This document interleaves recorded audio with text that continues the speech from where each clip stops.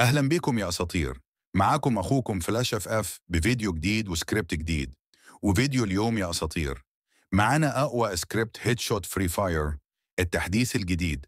سكريبت بدون بان شغال 100% وعلى جميع الأجهزة، واللي عاوز إعدادات تليفونه يا أساطير ينزل يشترك في القناة ويحط لايك للفيديو ويكتب اسم تليفونه في التعليقات، وهجيبها له الفيديو الجاي. ويلا بينا يا أساطير نخش على طريقة التركيب. طريقة التركيب يا أسطورة، هتاخد الملف استخراج هنا وتستناه عليا ما يستخرج الملفات.